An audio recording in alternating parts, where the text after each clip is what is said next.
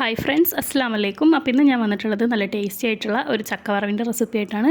അപ്പോൾ നമ്മളിത് ഉപ്പേരിയായിട്ടാണ് ചെയ്തെടുക്കുന്നത്. അപ്പോൾ എല്ലാവരും വീഡിയോ ഒന്ന് സ്കിപ്പ് ചെയ്യാതെ തന്നെ കണ്ടു നോക്കുക.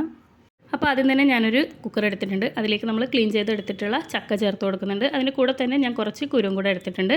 അധികം മൂക്കാത്ത ചക്ക വേണം ഇതിനായിട്ട് എടുക്കാനായിട്ട്. അപ്പോൾ അത് ഫുള്ളായിട്ട് ഞാൻ കുക്കറിലേക്ക് ഇട്ട് കൊടുക്കുന്നുണ്ട്. ഇനി ഇതിലേക്ക് നമുക്ക് ആവശ്യത്തിനുള്ള ഉപ്പ് ചേർത്ത് കൊടുക്കാം. അതിൻ്റെ കൂടെ തന്നെ ഒരു 1/4 ടീസ്പൂൺ മഞ്ഞൾപ്പൊടിയും കൂടെ ചേർത്ത് കൊടുക്കുന്നുണ്ട്. ഇനി ഇതിലേക്കൊരു 1/4 ഗ്ലാസ് വെള്ളം കൂടെ ഒഴിച്ചു കൊടുത്ത് നമുക്കിതൊന്ന് വേവിച്ചെടുക്കാം. ഒരൊറ്റ വിസിലടുപ്പിച്ചിട്ടാണ് ഞാൻ വേവിച്ചെടുക്കുന്നത്. അതൊന്ന് വെന്ത് വരുന്ന സമയം കൊണ്ട് നമുക്ക് ഇതിലേക്ക് ഈ ഒരു സാധനങ്ങളൊക്കെ ഒന്ന് ചതച്ചെടുക്കാം. ചെറിയ ഉള്ളി, വെളുത്തുള്ളി, വറ്റൽമുളക് ഇത്രയും ഒന്ന് ചതച്ചെടുക്കാം. ഇനിയിപ്പോൾ ഞാനിവിടെ ചട്ടി ചൂടാവാനായിട്ട് വെച്ചിട്ടുണ്ട്. അതിലേക്ക് ഒരു 2 ടേബിൾ സ്പൂൺ വെളിച്ചെണ്ണ ഒഴിച്ചു കൊടുത്തിട്ടുണ്ട്.